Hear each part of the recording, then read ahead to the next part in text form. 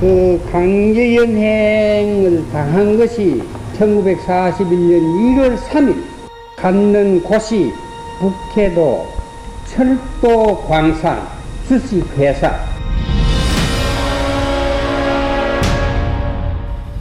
일제강점기, 우리의 수많은 아버지들이 끌려간 곳.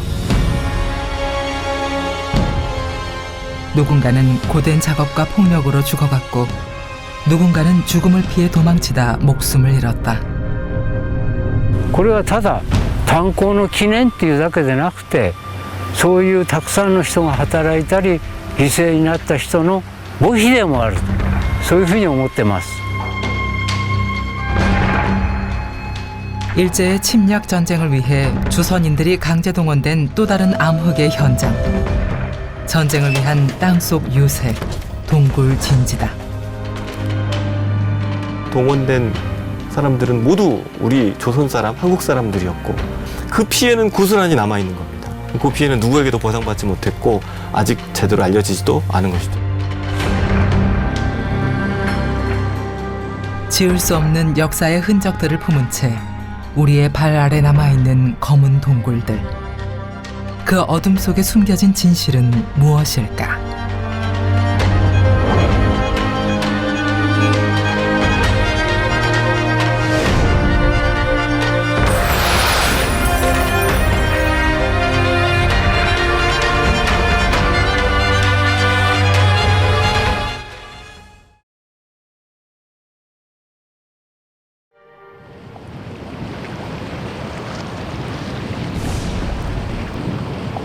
일본 북서부에 위치한 니가타.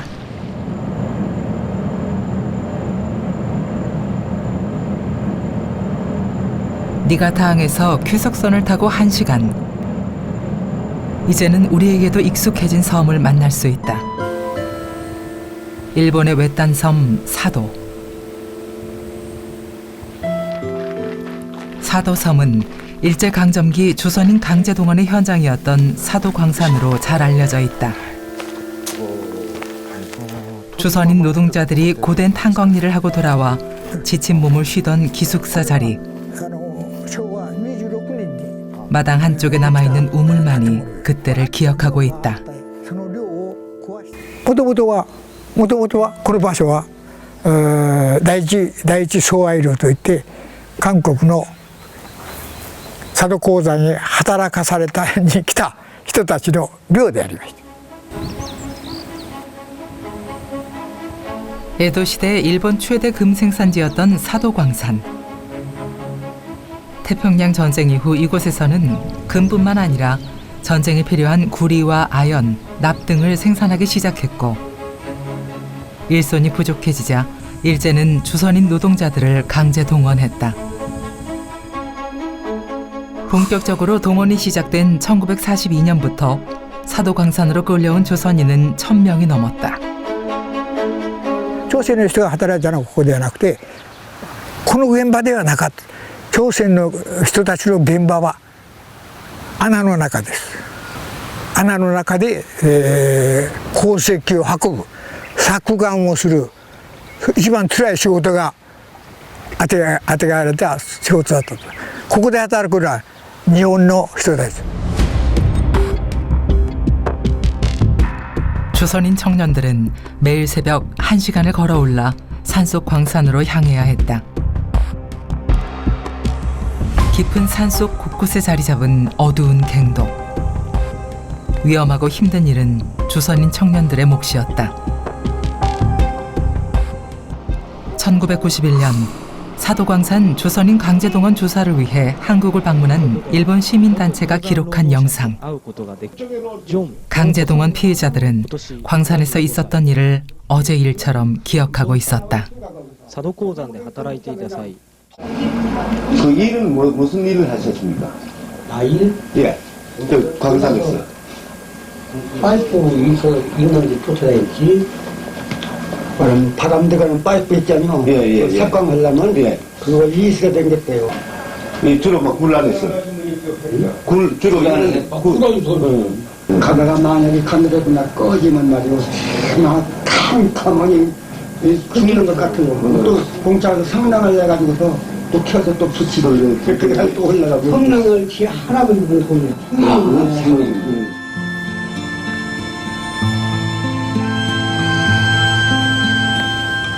매일 새벽 탄광으로 향하는 길이면 늘 같은 생각을 했다.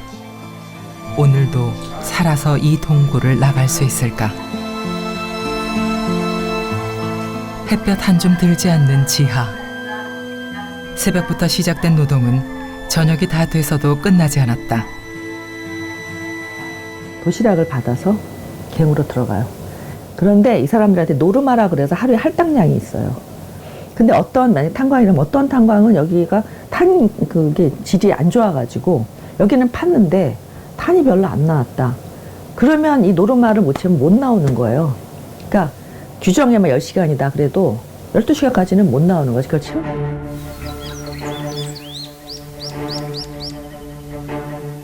일제강점기. 조선의 젊은 청년들이 끌려왔던 검은 동굴. 그곳엔 침략 전쟁과 강제 노역의 어두운 역사가 숨어 있다. 일본은 그 부끄러운 역사를 외면한 채 사도광산을 세계 문화유산으로 등록하려 하고 있다.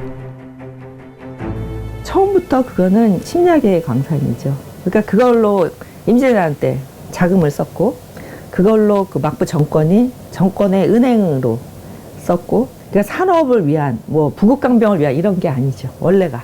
그러니까 얘는 메이지 산업유산 이런 거는 일본이 얘기할 때 일본이 근대화를 해가지고 부국강병을 했다고 하잖아요. 여긴 그게 아니라 처음부터 정권을 유지하거나 남의 나라를 침략하거나 남의 땅을 뺏거나 하는데 쓴 용도로 만든 곳이고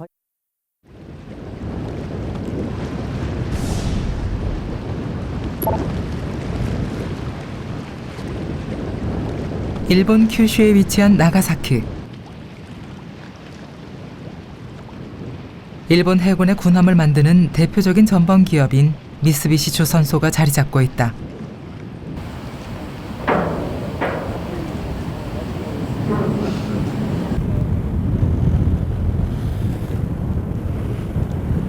나가사키항에서 배로 30분을 달리면 또 다른 역사의 현장을 만날 수 있다. 미쓰비시가 운영하던 탄광이 있었던 하시마.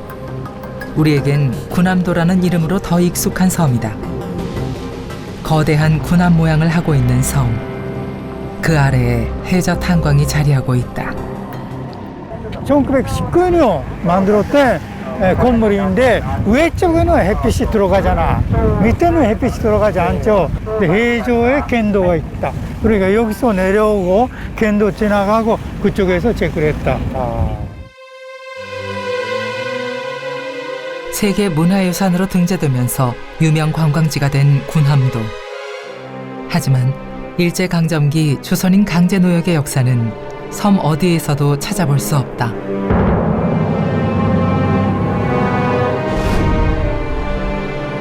섬 아래 해저 1000m까지 뻗어있던 갱도. 이곳에서 생산되는 석탄은 한 해 41만 톤에 달했고 조선인 노동자들은 할당량을 채우기 위해 하루 12시간 이상을 일해야 했다. 海の底ですね。頭の上に海があるわけですよ。でそうすると炭鉱の中にね海の塩水が海水が落ちてくる。で想像するだけでねやっぱり怖いところですし、で地下の真っ暗なところにですねいっぺんにやっぱり落下するような形で降ろされるわけですね。 40도가 넘는 더위와 일상적인 죽음의 공포에 맞서야 했던 갱도안. 조선인들은 제대로 된 안전장비도 없이 바다 밑 갱도에 들어가야 했다. 당시 군함도에서 목숨을 잃은 조선인은 200여 명이 넘는 것으로 알려져 있다. 말 그대로 지옥섬이었다. ここにはですね約104人の朝鮮人の名前があります。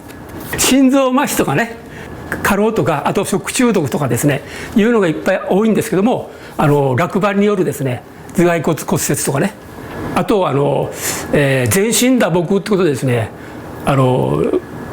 私たちはこの人はリンチでね虐待で殺されたんじゃないかと。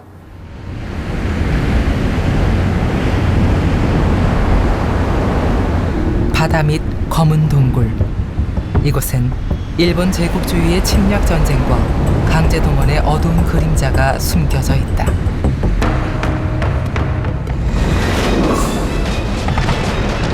(1937년) 일본은 중일 전쟁을 일으키며 본격적인 대륙 침략에 나섰다. 그러나 일본 본토 내 자원만으로는 전비를 충당하고 전력을 강화하는 데 한계가 있었다. 일본이 총력전에 들어가면서 식민지 한반도에서도 본격적인 수탈이 시작됐다.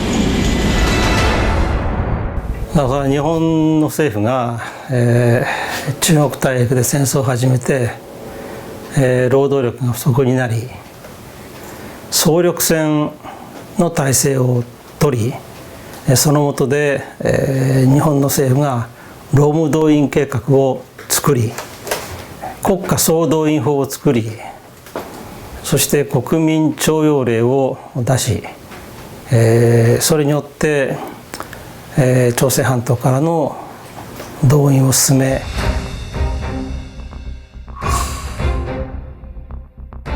강제 동원을 위해 일본 정부와 조선 총독부는 치밀하게 계획을 세웠다.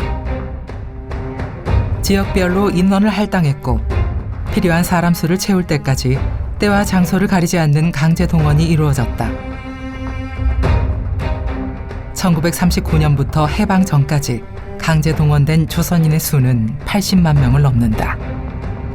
아침에 내일 잡아가신 게 뭐 하도 선생님이시면 많이 너 안 가면 김성 잡아간다는 겨. 안 가면 잡아간다. 능성들 간다는 겨. 그런데 북한한끼리 봐. 일단 집합 시켜갖고서 이제 안 오면 그럼 놔두고 오는 놈만 끌고 또 이도 가버려. 그래 하니까 뭐 어머니는 뭐 어떻게 했습니까? 막 울고 야단이지 뭐 집안에서. 그럼 막내 아들도 그렇게 보냈는데 안 둬.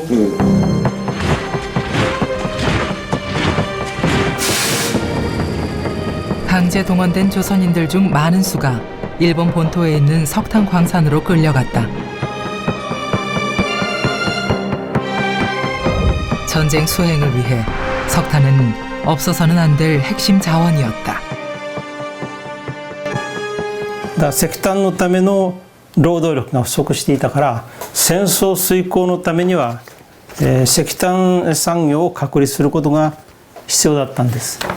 だから、朝鮮半島からの労働者、約80万人のうち3割から4割くらい、そうですね30万人以上を、炭鉱に動員したわけですね。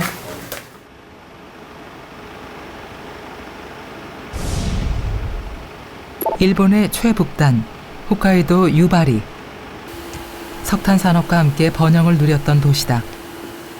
1970년대 폐광이 되면서 지금은 이전의 모습을 찾아볼 수 없게 쇠락했다. 이곳 유바리 탄광에도 많은 수의 조선인 청년들이 끌려왔다. 湯張炭鉱でですね7000人から8000人ぐらいだったと思いますし、それから平和炭鉱という近くにある炭鉱で2000人弱ぐらいですか。大湯張炭鉱、三菱の大湯張炭鉱で3000人以上ですかということですから、大体1万2000人ぐらい以上の点ですか労働者が従事してたんじゃないかと思いますね。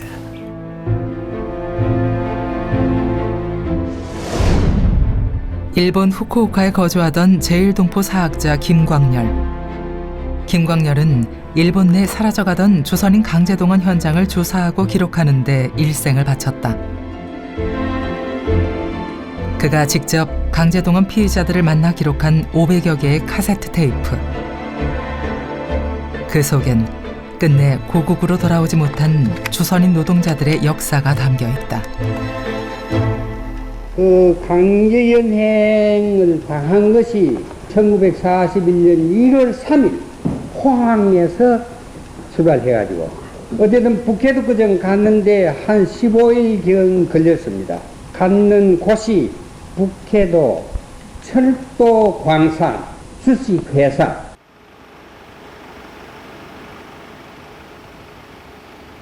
고향을 떠나 어디로 가는지도 모른 채 일본 땅에 실려온 조선인 노동자들. 그들은 홋카이도의 첩첩산 중에서 생전 경험해보지 못한 가혹한 환경을 마주했다. 한 영하 10도 이상, 되게 추울 때는 30도 가까이, 어디가 어딘지 모르는데 광산이 가까운 역에 내렸는데 그 역 근처에는 만산이 적설이 돼가지고 눈이 참 캄캄하고 말이죠. 가슴이 메이고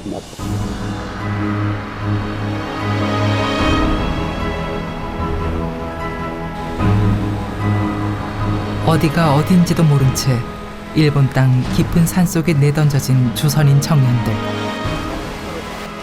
그들을 기다리고 있던 것은 어두운 탄광, 지하갱도였다. 아무런 경험도 기술도 없었지만 조선인 청년들은 탄광에서도 위험한 갱매 작업에 주로 투입됐다. 校内労働に関してはですね、この夕張炭鉱できますと5割以上がですね朝鮮人労働者だったという時期があります。そういう時は最短、それから運搬、屈伸といってるですね、炭鉱の作業があるんですが、そういうところにですねくまなく配属されたと。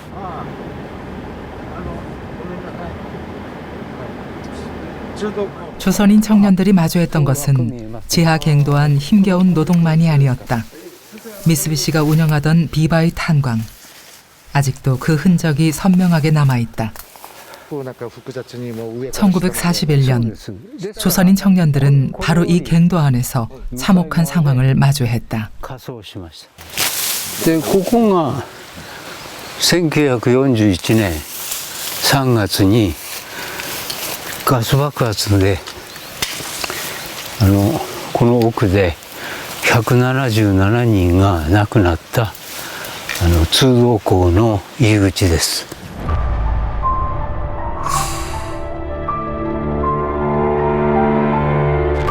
미쓰비시가 운영하던 비바이 탄광은 일본에서 4번째 규모의 거대한 탄광이었다. 그만큼 사고도 많았다. 사고 수술 대책 그런 것들 조사에 대한 홋카이도 강제동원 연구자인 시라토 히토야스가 입수한 비바이 탄광 지하갱도 사고 지도. 두 개가 이렇게 파져 있고. 지도에는 당시 사고로 매몰된 조선인 청년들의 이름이 선명하게 남아있다. で地下で死ぬわけですからほっといたら炭鉱全部火回ってしまいます。そこで途中密閉します。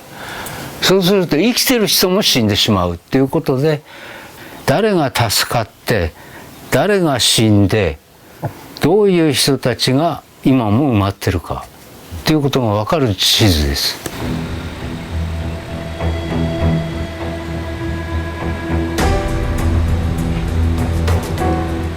죽은 이들의 무덤이 된 채 파묻혀버린 지하갱도. 세월 속에 흔적은 점점 지워지고 수직갱도를 오르내리던 대형 승강기만이 그곳에 탄광과 사람이 있었다는 것을 기억하고 있다. でこの後ろに見える立坑の地下では1944年に109人の方が亡くなってる。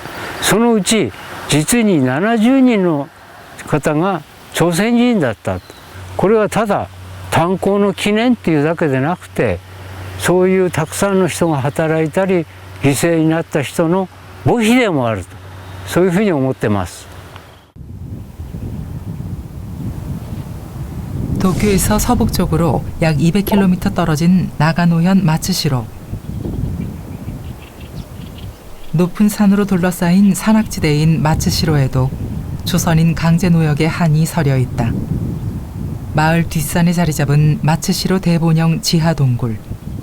총 길이 10km가 넘는 거대한 지하시설이다. 폐색이 짙어지던 태평양 전쟁 말기, 일본은 전쟁 사령부인 대본영과 황궁을 이곳으로 이전하기 위해 대규모 지하호 건설을 시작했다. 松代全体でこの大本営移転工事に関わった人のことをずっと多くの人たちの証言を合わせると最盛期には1万人くらい働いていたというふうに言われています。 창고 공사를 위장한 마츠시로의 지하시설 구축은 1944년 말부터 이듬해 8월 폐전할 때까지 극비리에 진행됐다. 9개월에 걸쳐 계속된 공사를 위해 7천여 명의 조선인이 동원됐고 650명이 사망한 것으로 알려져 있다. 일본이 연합군의 공습을 피하기 위해 만든 지하 동굴이 조선인 노동자들에게는 죽음의 공간이었다. ここは戦争の準備というよりも負けるための準備をしているようなところなんですけれども、敵国の日本の戦争の遂行のために命をすり減らしてここで労働しなければならなかった人たち。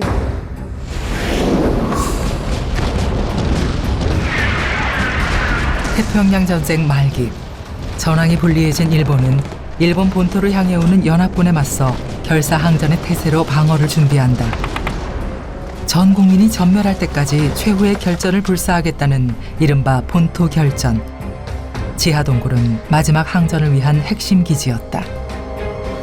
1945년 1월 달이 되면 사실상 일본이 연합군에 의해서 패전할 것이다라고 하는 게 자명해집니다. 가장 중요한 핵심은 미군의 항공기 공습에 대비하는 것과 상륙에 대비하는 것, 이 두 가지였단 말이죠.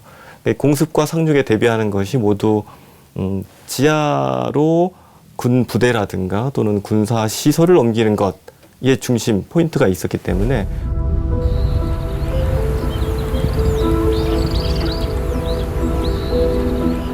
제주 서귀포.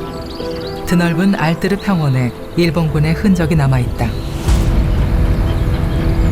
1930년대 일본이 대륙 침략을 본격화하기 위해 건설한 대규모 비행장.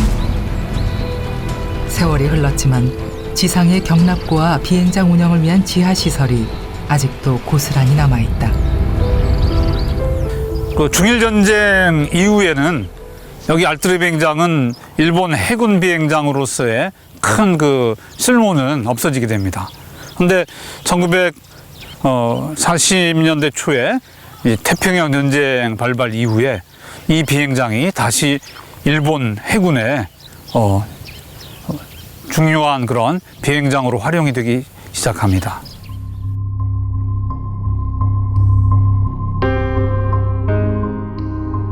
태평양 전쟁 이후 알뜨르 비행장의 역할이 커지면서 주변으로 군사 시설들이 속속 들어섰다. 알뜨르 비행장에서 가까운 세달 오름에도 일본군의 흔적이 남아있다. 폭격기의 공격에 대비하기 위한 고사포 진지.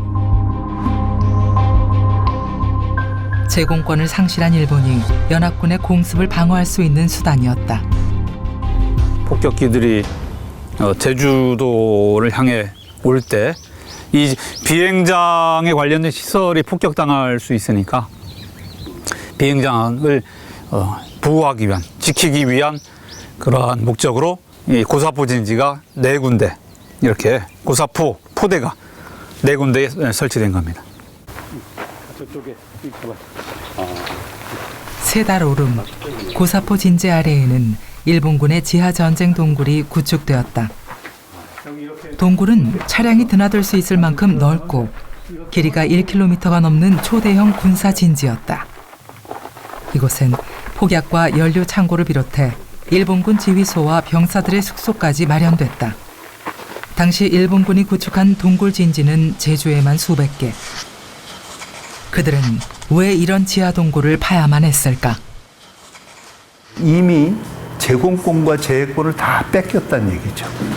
그래서 제공권을 뺏기니까 전투기구, 폭격기구 간에 수시로 날아올 텐데 그게 한번 왔다 하면 그 사람들이 숨을 데가 필요합니다.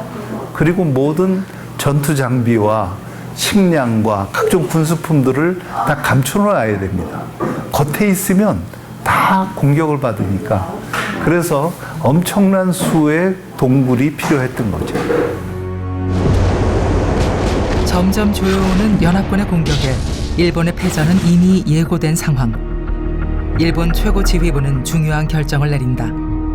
일본 본토를 사수하기 위한 결호 작전이다. 결 1호에서 결 7호까지 최후 결전의 방어선을 구축하는 결호 작전. 제주도는 결 7호 작전에 포함되었다.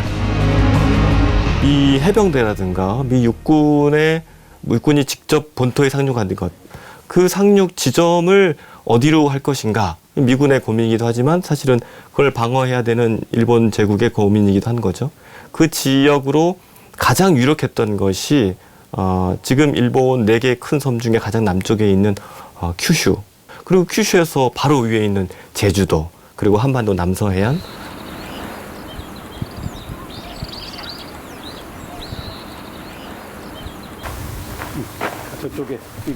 연합군이 한반도에 상륙할 때 첫 번째 지점으로 예상된 제주도. 해안가에서 떨어진 내륙 지역에도 본토 결전을 위한 요새화 작업이 진행된다.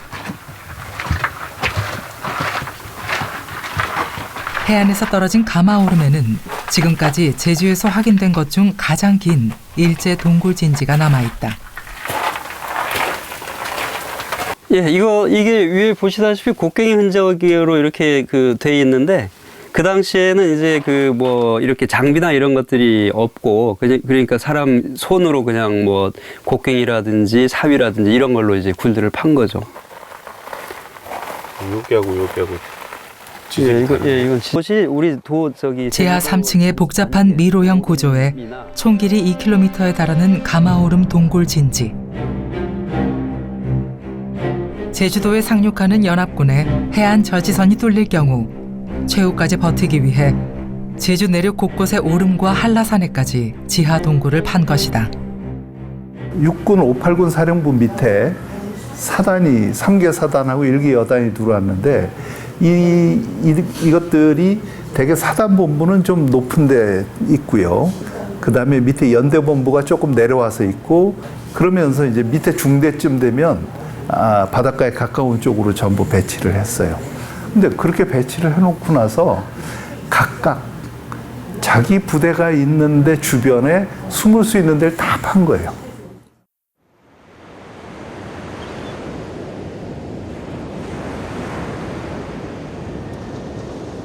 제주의 대표적인 관광명소 성산 일출봉. 관광객들의 발길이 닿지 않는 일출봉 해안 절벽 아래에도 깊은 상흔이 남아있다. 해안가를 따라 뚫려 있는 동굴은 모두 20여 개. 이곳의 동굴들은 한동안 마을 아이들의 놀이공간이나 해녀들의 휴식 공간으로, 때론 젓갈 창고로 사용되기도 했다. 저희들이 한 8, 9살 초등학교 다니면서 이쪽에 이제 전혀 먼 동굴인 줄은 몰랐고, 어릴 때 또 단력을 키운다고 이렇게 몇 사람이 어울려서 와서 또 서로 놀래키도 하면서 놀이를 했던 그런 장소로만 당시에는 인식이 되었고,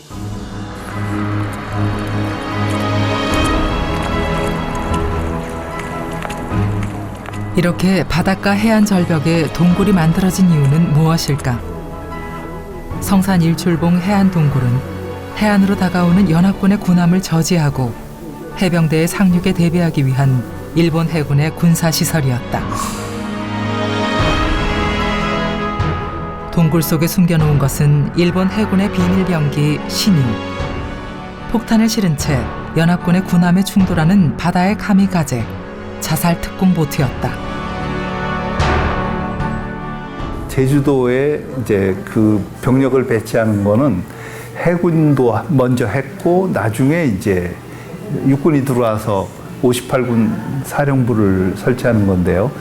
일본 해군이 먼저 해안가에 5군데다가 자기네 특공기지를 만들었던 거죠. 그 본부는 성산포에 있었습니다. 성산 일출봉 앞에 거기 신요라고 하는 자살보트를 숨겨놓을 기지를 만들었고요.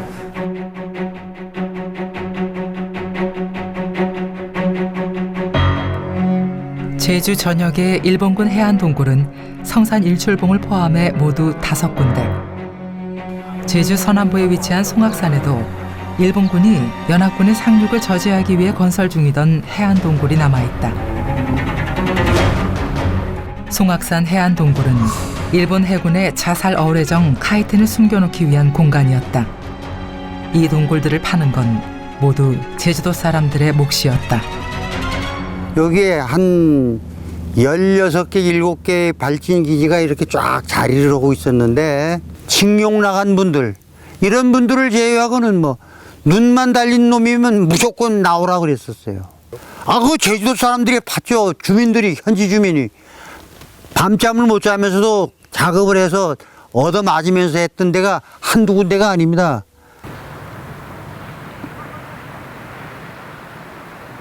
연합군에 맞선 마지막 결전을 위해 일본군은 제주섬 전체를 전쟁 기지화했다. 여기에 희생된 것은 제주도민들이었다. 당시 제주도민 인구가 거의 뭐 25만 가까웠다고 하는데 그 가운데 제주도에 있는 청년 장년들은 빠짐없이 동원되었다. 제주도 바깥으로, 도외로, 그다음 그 나라 바깥으로 강제 동원된 사람들 빼고 제주도에 남아있는 남자 청년 장년들은 거의 빠짐없이 동원되었다라고 볼 수 있겠습니다. 패배를 앞둔 전쟁.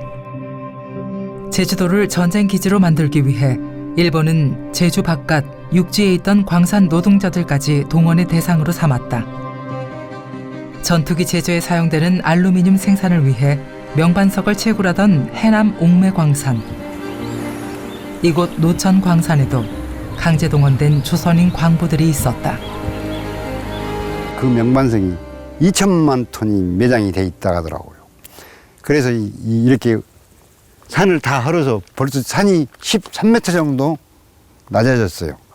여기 종산 사람들은 다 조선인들. 300에서 600명 거의 했고 한참 그 일본 물자가 필요할 때는 1200명까지.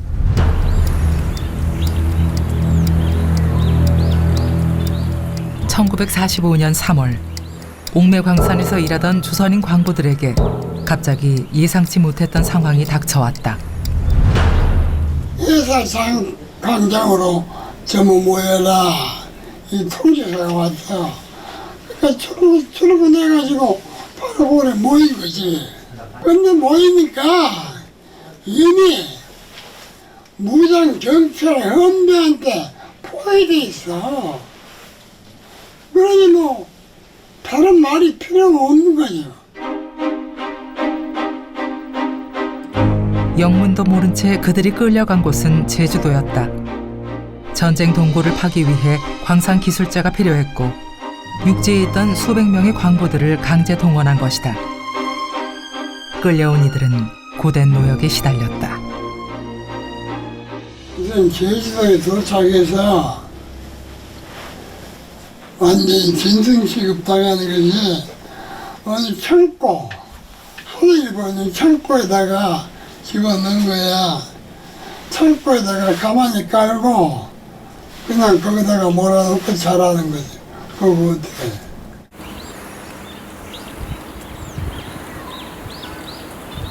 비극은 여기서 그치지 않았다.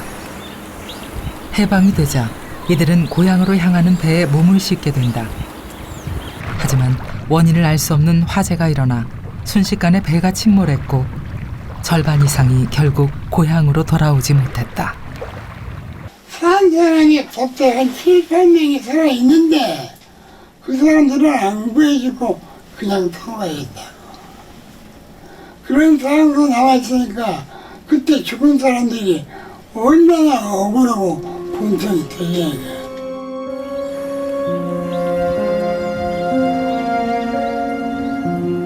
자신의 의지와는 상관없이 바다 건너 제주도에 끌려갔다 돌아오지 못한 광부들. 일제의 강제 동원이 낳은 참극의 희생자들은 지금까지 그 어디에서도 피해를 보상받지 못했다. 자기 본인 스스로 간 것도 아니잖아요. 갑자기 운동장에 모이라 해가지고 어디로 가는지도 모르고 어디로 끌려간지도 모르고 가족들도 몰랐거든요. 이분들이 무슨 죄가 있겠어요? 이 사람들이 무슨 죄가 있겠어요? 우리 유족은 또 무슨 죄가 있겠어요? 일본군의 군사기지 건설을 위한 강제동원은 전선에서 멀리 떨어진 한반도 내륙 곳곳에서도 진행됐다. 일본군이 무기를 생산했던 인천 일본 육군 조병창. 이곳에서 생산된 총과 탄환은 일본군의 전쟁 물자로 사용됐다.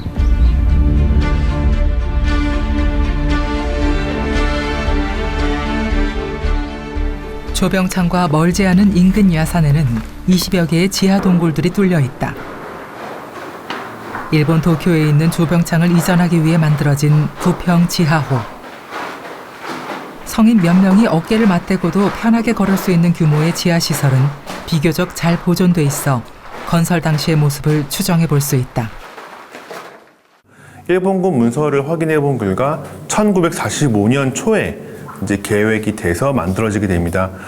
일본 도쿄에 있는 도쿄 조병창의 설비가 이곳으로 이제 옮겨지게 되는 계획으로 이제 만들어지게 되고요. 45년 초부터 여름 이후까지 좀 단기간 내에 이런 지하 공장을 만들기 위해서 진행이 됩니다. 태평양 전쟁의 막바지 1945년 초 시작된 부평 지하호 건설 공사는 일본이 항복을 선언할 때까지 계속됐다. 동굴 작업에 동원된 조선인은 4천여 명. 그 중에는 근로봉사 명목으로 끌려온 중학생들도 있었다. 국민 총력전, 모든 국민이 전쟁의 전부. 담임 선생이 근로봉사인데 근로봉사 좋죠. 지금 강제 우리는 지금 표현을 강제에 동원됐다고 그러잖아요. 그러니까 4학년, 3학년은 이미 다 현장에 나갔고 우린 2학년이 또 부평을 가게 됐고.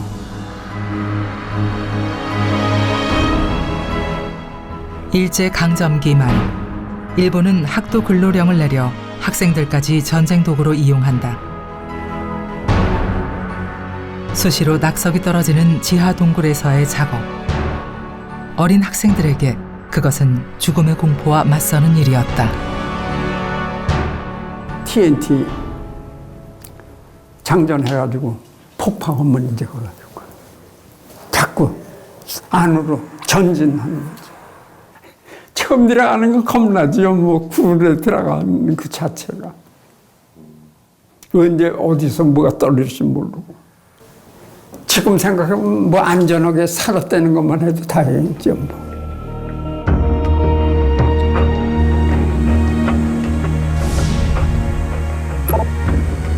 한국에서 가장 가까운 일본의 섬 큐슈. 후쿠오카 도심에서 60여 킬로미터 떨어진 지코우 지역은 일제 강점기 일본 최대의 석탄 생산지였다. 평범한 주택가에서도 옛 탄광의 흔적들을 찾아볼 수 있다.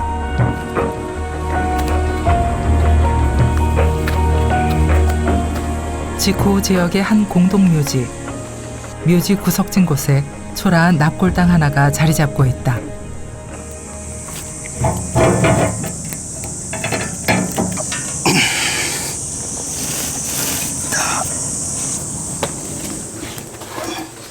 닫혀있던 철문을 열자 보자기에 쌓인 유골함들이 모습을 드러낸다. 유골함에 적혀있는 이름들. 너무나도 익숙한 조선인의 이름이다. 그 이것 중에 그 이름이 남아 있는 거, 이름이 없는 거 다 섞여서. 네, 근데 분명히 김토화 씨, 다카야마 기승이는 조선이죠. 네, 그럼 その数は分かっているだけでも600体に上ります。キムさんはそのような遺骨を 사라지고 잊혀져가는 강제 동원의 현장을 직접 발로 찾아다니며 조선인 피해자들의 역사를 기록하는 일에 평생을 바친 김광렬. 김광렬은 지코우 지역 탄광 주변 사찰이나 마을 빈집에 아무렇게나 방치돼 있던 조선인들의 유골을 수습했다. 김광렬의 노력으로 초라하지만 쉴 곳을 찾은 조선인들의 유골. 죽어서도 고향으로 돌아오지 못한 이들의 한이 그곳에 머물고 있다. 아소 세멘토 관계자라는 것은 틀림없고, 이게 여기 왔다가 가족인지 노동자인지 그건 잘 몰라요. 그런데 고향에 돌아갈 수 없고 여기서 돌아가신 유골인 것 같습니다.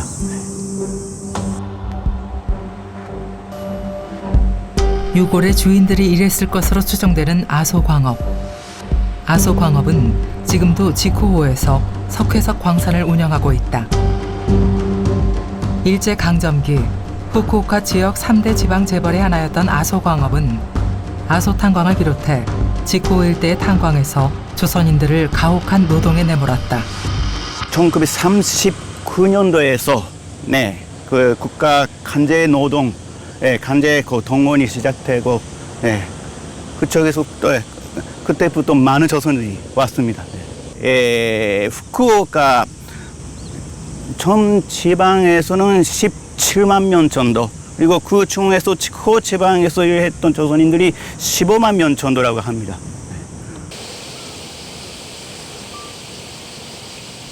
마장에서 지코 지역에서 유일하게 당시 지하갱도의 모습을 볼 수 있는 호슈 탄광.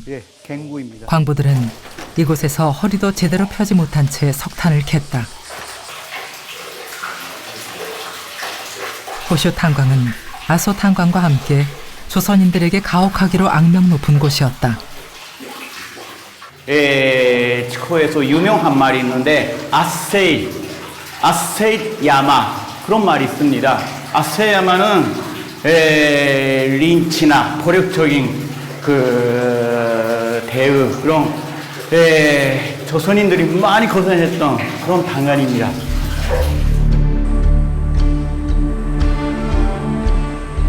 지코 지역에 있던 다른 수많은 탄광들도 열악한 노동 환경은 마찬가지였다. 죽음과도 같은 노동을 견뎌야 했지만 약속한 급여는 고사하고 끼니조차 제대로 챙기지 못했다. 보통 12시간을 해야지. 석탄은 얼마 목표가 있거든. 달성하려면 말입니다. 안 하면 안 되게 돼요, 그게. 그러니까 12시간, 15시간, 16시간 했다는 거예요. 그때 군 안에 죽지 않으면 살기니까 말이야. 다니기면 막 도망을 치는 그런 것도 있었습니다. 지하 갱도를 벗어날 수 있는 길은 없었다. 죽거나 도망치거나. 조선인들이 선택할 수 있는 길은 단 2가지였다. 조선인 노동자들을 관리하던 후쿠오카 경찰 특별고등계의 기록. 당시 지코 지역에서 가장 큰 규모였던 아소광업의 경우 강제 동원된 전체 조선인의 절반 이상이 도주한 것으로 나타난다. 탈출을 안 하나 탈출을 하나 죽기는 매일반이라 생각을 하는 거예요. 왜냐하면 그 안에서 수시로 낙반사고가 나서 사람이 죽어나가고, 그 다음에 얼마나 이게 잔인했냐면요, 광산에서 매몰사고가 나요. 그럼 사람을 구조해야 되잖아요. 근데 구조하면 시간이 걸리잖아요. 그러니까 입구를 막아버려요. 그리고 얼른 한반도에서 사람을 데려오면 되잖아요. 그러니까 막아버리고 또 다른 걸 파요. 앉아서 죽으나 도망가다 죽으나 똑같다는 생각들을 하는 사람들이 있어요. 그래서 많이 탈출을 하죠.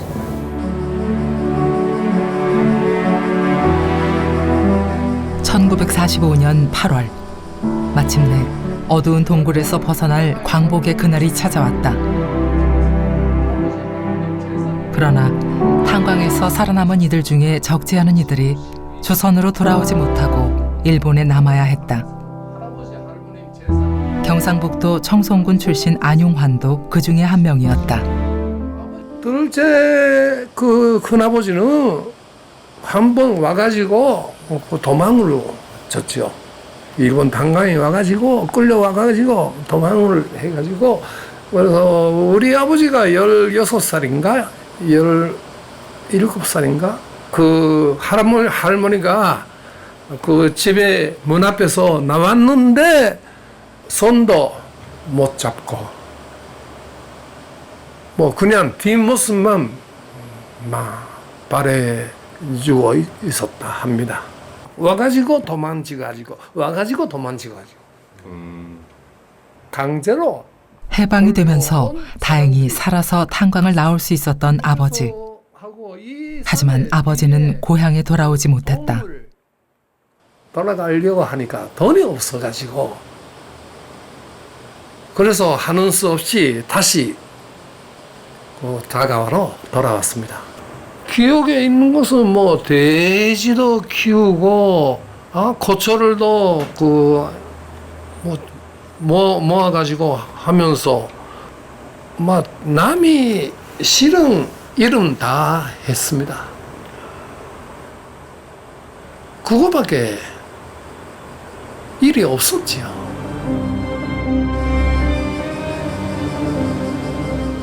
아버지 안용환은 살아생전 강제동원된 조선인이 겪어야 했던 참상에 대해 꾸준한 증언을 이어왔고 죽어서도 고향으로 돌아가지 못한 조선인들의 유고를 보살폈다. 아버지가 지하 탄광에서 직접 겪고 목격한 조선인의 참상.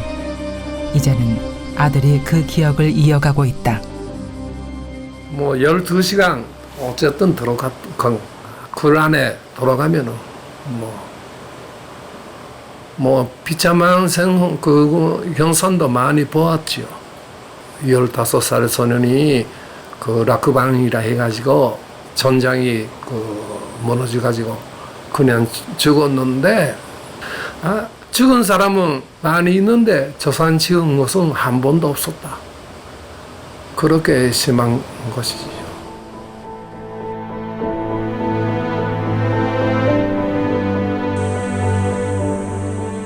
끌려간 땅 일본에서 죽지 않기 위해 또 살아남기 위해 평생을 싸워야만 했던 아버지. 죽음과도 같은 지하 탄광에서 살아 돌아왔던 아버지는 고향이 아닌 일본 땅에 묻혔다. 아버지 어머니의 고생은 우리가 잊을 수 없고 잊어서는 안 된다고 생각을 합니다. 정말 고생 많으셨습니다. 수고하셨습니다. 그것밖에 없어요.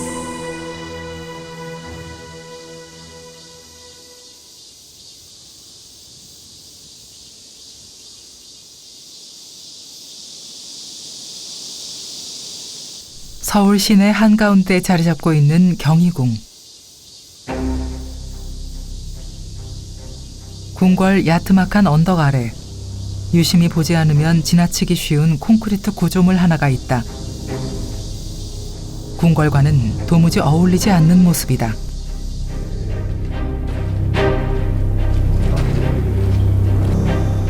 경희궁 복원 과정에서 발견된 방공호 내부에는 회의실을 비롯해 20여 개의 크고 작은 공간들이 만들어져 있다.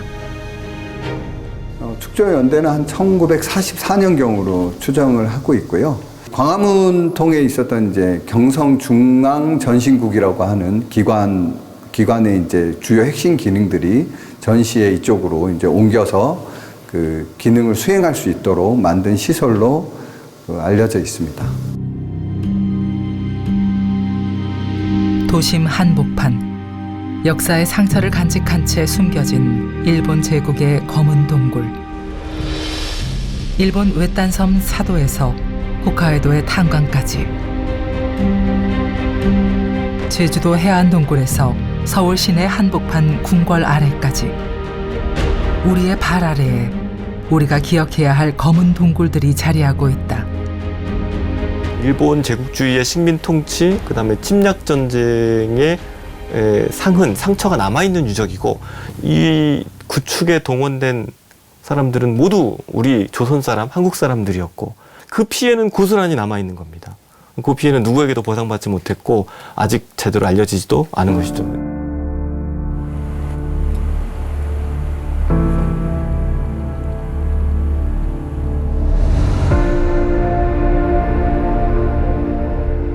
일본 열도와 한반도 전역에서 행해진 폭력과 탄압의 역사.